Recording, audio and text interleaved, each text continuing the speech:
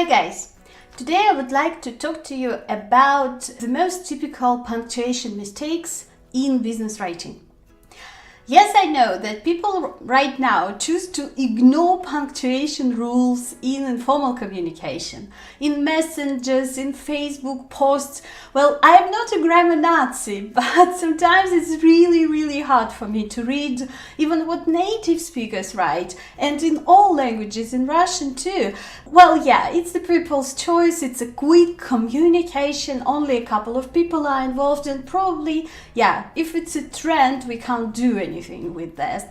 As a teacher, I would like people to use the correct punctuation all the time. Well, it doesn't look that it will happen soon. But if we talk about the business writing, I really believe that punctuation can ruin your reputation. I'm not talking about this funny situations when you miss a comma and this sentence changes its meaning. You can know about such situations in my new course about punctuation on the Skillshare platform. Please follow the link in the description, do the course and learn all the punctuation rules, which will be very important for your business communication. But right now, let's talk about some small things which people don't notice, but they are very important because you want to make a good impression. You want people to respect you, and you will be surprised, punctuation can ruin that for you. Let's work with these small mistakes. The first thing, really killing me, when you have different functional sentences, yeah, with exclamatory marks, with full stops, or with questions. It usually happens with questions, yeah? Where are you, for example? And people of young generations often put a break here, so they make a pause here. So don't forget that punctuation is actually the emotion of your writing, and that's why it looks like a hole to me, really. You don't need to do that. The punctuation mark goes without any space right after the word which it defines. That's why don't put spaces there, guys. Maybe it looks beautiful, I don't know, I keep asking people questions about that, but they are like, I don't know, I just do that, everybody does that. It's a mistake. It's still a mistake. No space after the last word. Put it right away. Okay? The next thing is the absence of space. And really, honestly, I don't understand your choices, guys. When you start a new sentence, you need a break. You need a pause. So this is not like some stupid grammarian said to you to make a space there. Space means a pause.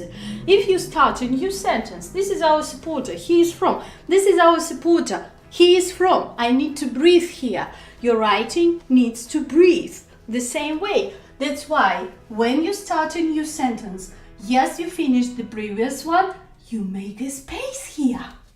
Why don't you?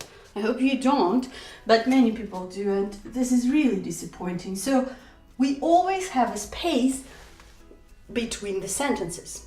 This is very important. Okay, the next one.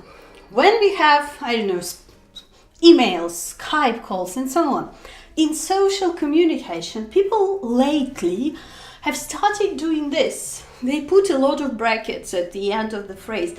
And this is honestly confusing because, for example, if you put an emoji in some informal dialogue, yeah, with some of your friends, with your family, at least I understand what it means. Well, I am not a professional in the emojis, but this is a smile from what I understand, yeah? This means blinking, yes, or hinting something and so on. What does this mean? I have no idea, and I sometimes see that people put 15 brackets, 20 brackets, like, are you laughing at me? Do you think something bad about me? Or are you smiling? What are you doing with the help of this? So this is really not functional. So that's why, in general, we talk about emojis only in very informal communication. So if it's a business letter, if it's a business communication, of course, you just put a full stop there. If you want to express some emotion, yeah, add some face, but with the clear message. Because brackets, they don't mean anything, okay? Then a very typical mistake for learners, because I do understand that English has tricky rules. And for example, in English we always write languages, nations and countries with the capital letter. But I learn other languages. I understand that in other languages you don't do that, but please don't forget about that, because you are trying to show that you are fluent in English, and something like that, writing the language with the small letter, can actually ruin that impression.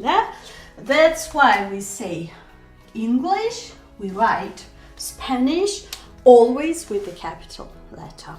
And I see it from the native speakers a lot, when you remember that I should be always, yes, should be always a capital letter.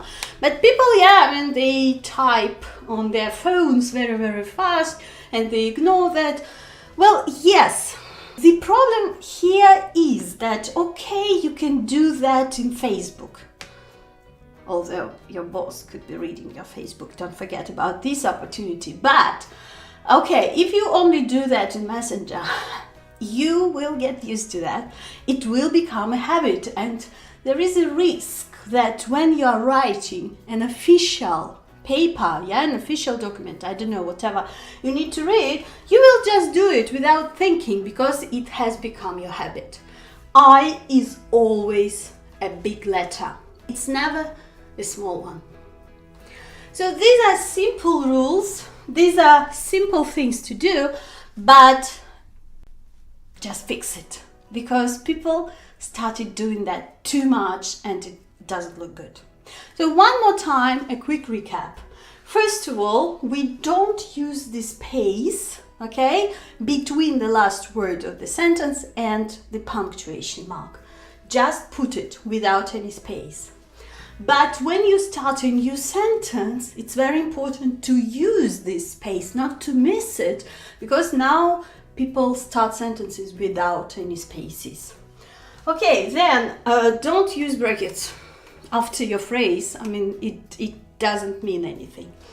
Then always write languages, nations and countries, days of week and days of months with the big letter, as well as the pronoun I, which is always one big capital letter. And for God's sake, guys, it's not so much. In German, you have to write all the nouns with the capital letter. This is more work. Here in English, it's only I, languages, nations, countries, days of week and days of month. Thank you very much for listening, and I hope it helps.